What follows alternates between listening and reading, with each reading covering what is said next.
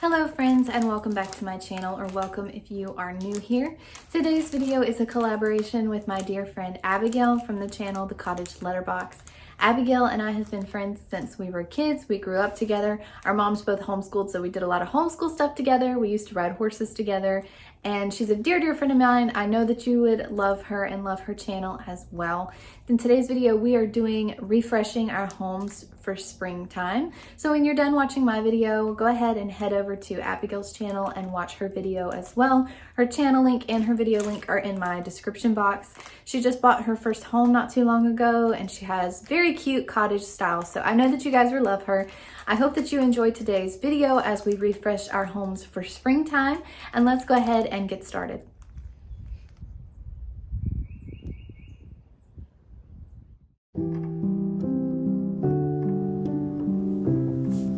So when I'm thinking about refreshing my home for springtime, a few things that come to mind is, of course, spring cleaning, decluttering, and organizing. So I went ahead and mixed up some of my all-purpose spray. I've been using this for quite a long time. Basically what it is, it's about 1/4 cup of alcohol. You fill the bottle the rest of the way up with water, add about 1 tablespoon of dish soap, and then you can add the essential oils of your choice for scent. And I decided to use lemon and sweet orange. That kind of citrus smell really reminds me of springtime. And so that's what I mixed up to use. I use this on my kitchen counters. I use this on my kitchen cabinets. I'll spray off my stovetop with it. Pretty much any surface except for like wood, which I mean, it doesn't hurt wood if you use it on wood, but you know, I usually use furniture polish on my wood. But I've been using this for quite a while.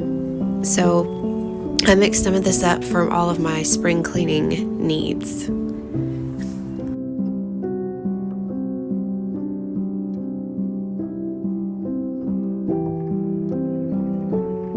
Another big part of spring cleaning and decluttering is, of course, like I said, going through all of your stuff, decluttering it, making sure that you don't have more than you need.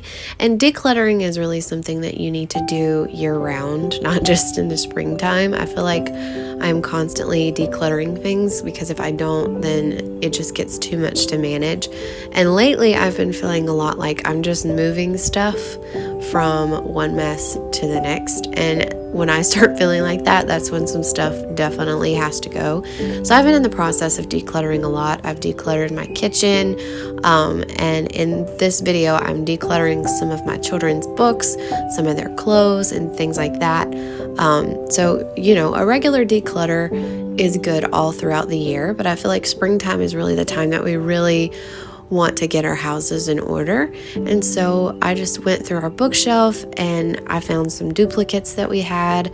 I also found some that I didn't really care for. My kids get books through the Dolly Parton Imagination Library, and I do like a lot of the books that come through there, but some of them I don't care for as much, and then some of them we've gotten in like kids meals and things like that, some that are just not my favorite. So I got rid of some of those, and of course kept all of our special cute books, vintage books, books that I read in my childhood, books that we've been given, kept all those and just kind of organized them on the bookshelf.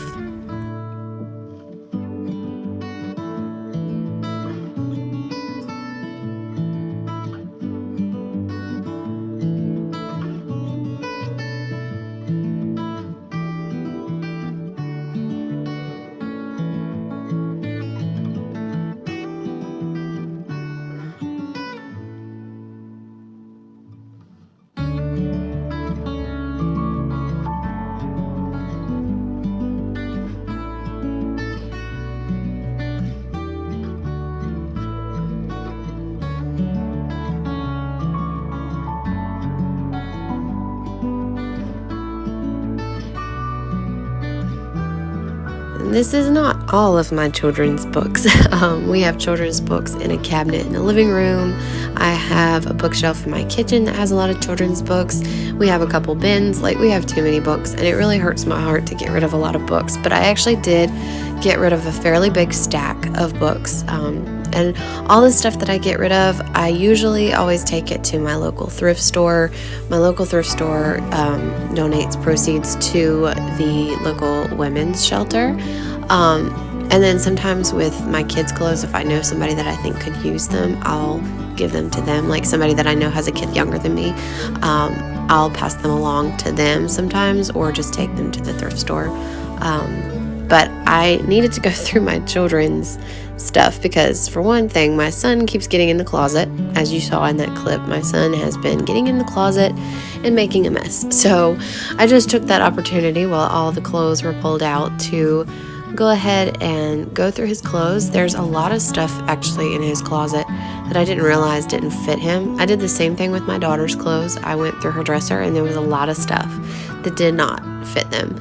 So I went through, got all the stuff that didn't fit them anymore and put it aside for the thrift store, and then I separated stuff that I wanted to hold on to, and then also separated stuff to be hung up and stuff to go in the dresser, and tried to organize all of these crazy hangers and all of that kind of thing. So it took a while to go through. In this video, you'll see me going through my son's stuff, but I went through both his and my daughter's.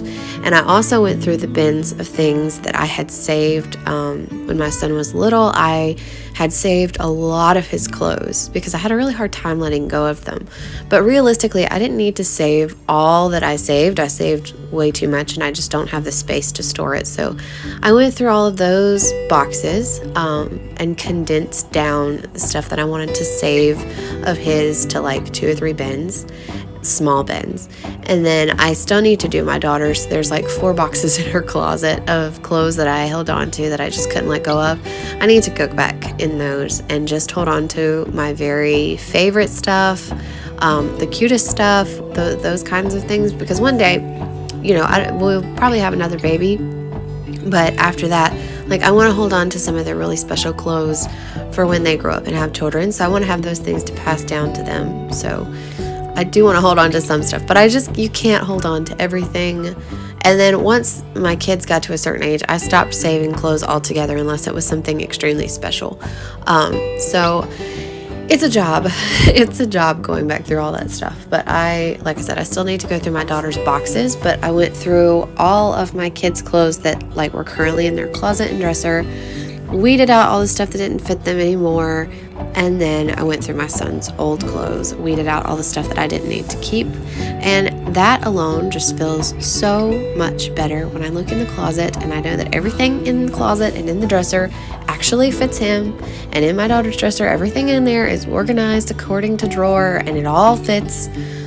That makes me feel so much better and so much more accomplished. And honestly, it's the strangest thing, but it makes the day go smoother when I know I can go in there, just pick them out an outfit really quick for the day, and it's going to fit them, and I don't have to search for matching this and that. It just makes things so much smoother.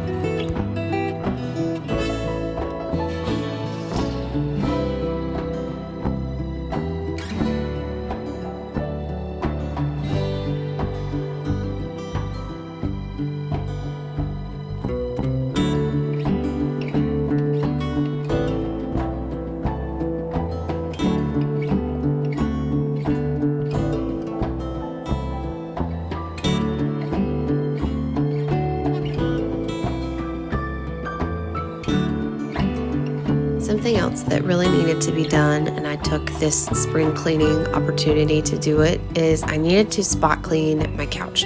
So I looked up a really quick recipe for a spot cleaner for upholstery, and it was 1/4 a cup of white vinegar, 3/4 a cup of warm water, I believe it was either a teaspoon or a tablespoon, I'm not sure, I think it was a tablespoon of dish soap in a spray bottle. Spray it on, let it sit for a few minutes, and then scrub it off.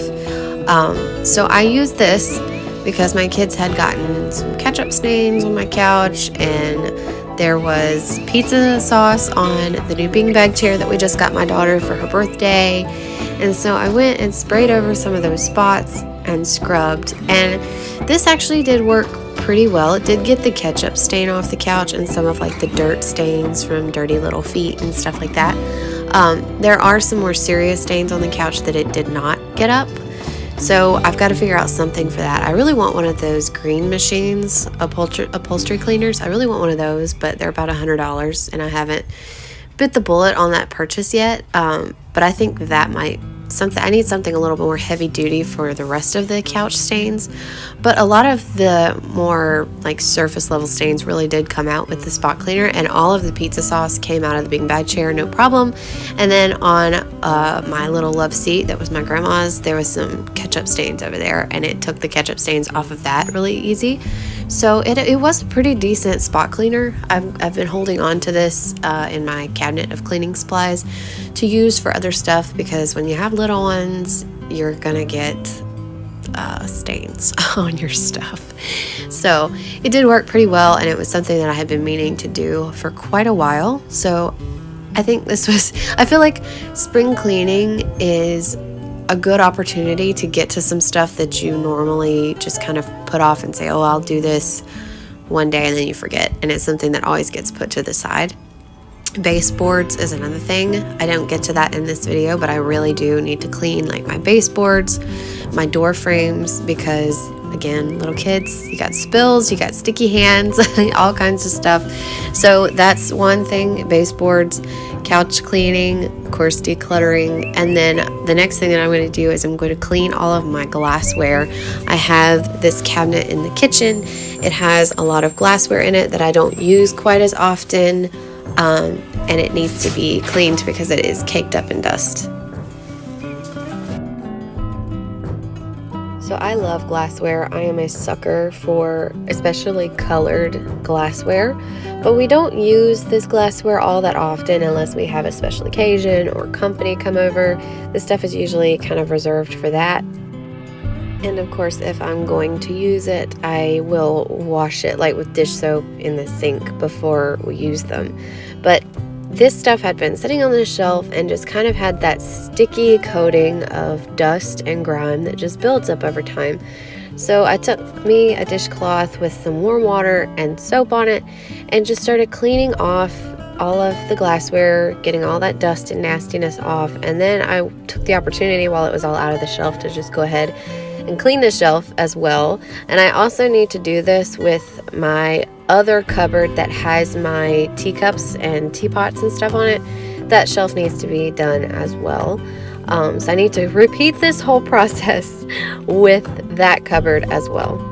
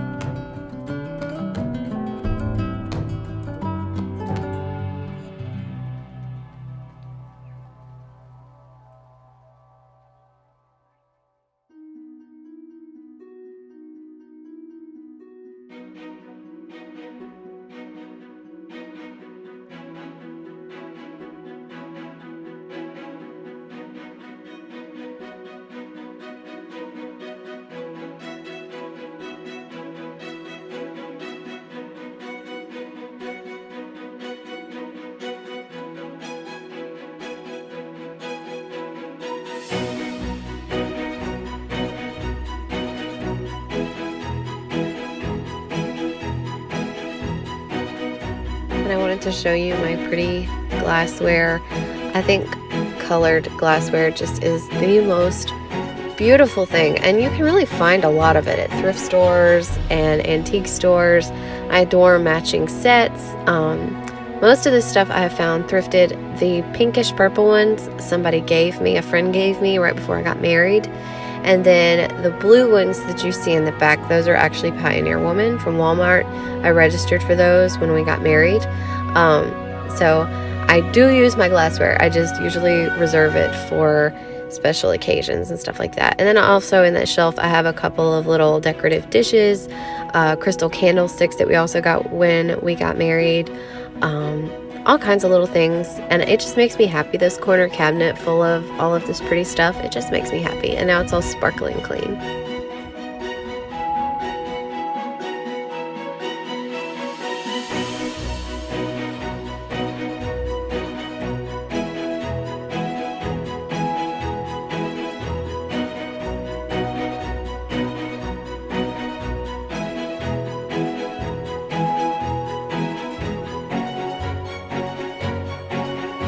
So of course, something else about spring that I just love is having cut flowers in the house. My azalea bushes are about to bloom, and usually when my azalea bushes bloom, I cut the flowers off of that and have fresh flowers in my house that I don't have to pay for. But until that time, I've been getting grocery store flowers. My husband actually had gotten me those roses, and they finally bit the dust. So I bought some tulips, because tulips are just the perfect flower for spring. The only thing I don't like about them is they take a lot of water, and once they drink up all the water over like the next couple days and the blooms start to open, they start to look a little wild. But when I first put them in the vase on the counter, they just looked so pretty, and the color was so happy, and it just makes me feel so just happy about spring being here and flowers being in bloom. And so I think tulips are really beautiful cut flowers to have in your house, especially in the springtime.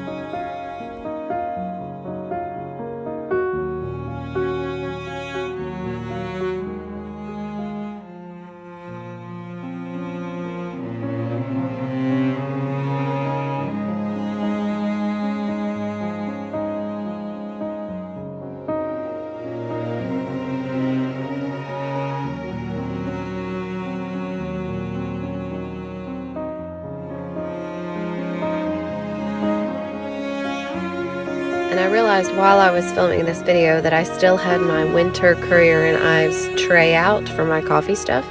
So I thought I'd go ahead and switch that out for something floral, something that matched the season a little better. I had left the Currier and Ives out after Christmas just because it was still winter time, and I thought it still looks cute for the winter season, but it was time to change it out. So I have a few trays that I've collected over the years, and the black floral one that you'll see in a minute, I've had that since I lived at home with my parents. And it's just so pretty, and the colors on it matched the tulips so well that I decided it would be a good tray to put all of my coffee supplies on.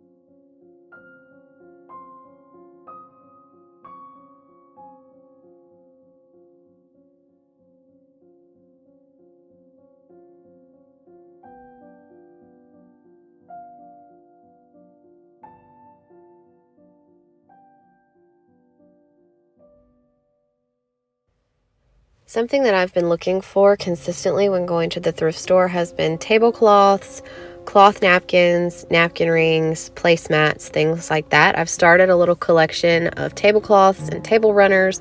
I bought a big bag of cloth napkins the other day.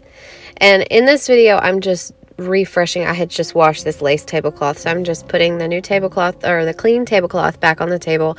And then this is the same floral arrangement that you guys saw in my last video. Since I wasn't setting the table for anything fancy, I just kept it kind of simple. But I have started a basket under my microwave cart with tablecloths, and then of course cloth napkins. And I really want to get in the habit of always having a pretty table for this year. I have been seeing spring simmer pots all over Instagram lately, so I wanted to try one.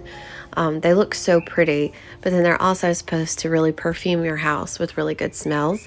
And so I went and got some navel oranges, some lemons, some limes. I almost added a blood orange, but I decided I wanted to eat all of our blood oranges that I bought. Because I usually don't find those at the grocery store. So I didn't put those in the simmer pot, but I did oranges, lemons, limes.